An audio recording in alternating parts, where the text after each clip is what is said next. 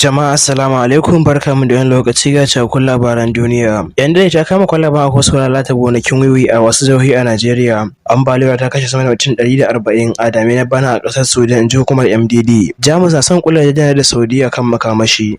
Su madalla ga labaran bi da bi. Hukumar da ke yaƙi da sha da fatashin miyagun ƙwayoyi ta NDLEA ta ce ta kama wani mutum mai shekaru 75 da wasu mutum 21 da miyagun ƙwayoyi.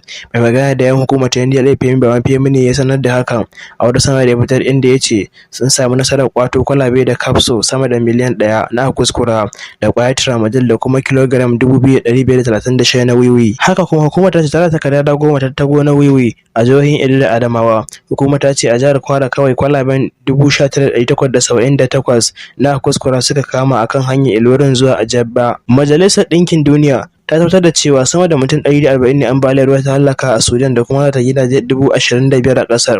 Hukumomi a Sudan ɗin sun bayyana cewa akwai ƙarin gidaje 50,000 da ambaliyar ta yi wa ɓarna, duk da ba za ta so ta baki ɗaya ba a jihohi 16 cikin 18 na ƙasar. Akan soma ruwan sama ne a Sudan a watan Mayu kuma a ƙarƙare a watan Oktoba.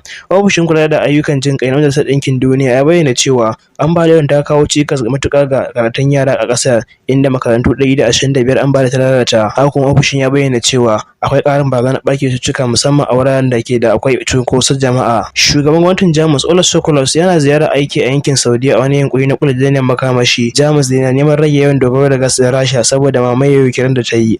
Mr. Scholz ya ce Jamus na son kula da ƙawance da ya haɗa da sinadarin hydrogen da kuma makamashi da aka samu daga tsirrai. Mr. Scholz da ya fuskanci suka saboda haɗuwarsa da yayi mai jiran gado na Saudiya Mohammed bin Salman, wanda hukumar leƙen asirin Turai ke zargi da hannu a kisan ɗan jaridan nan Jamal Khashoggi a cikin watan Oktoba 2018. Kada ku manta ku danna mana subscribe sannan ku yana alama ƙaro sanarwa ta yadda zarar mu ɗora sabon bidiyo za ku samu a kan lokaci. Labaran kenan sai anjima.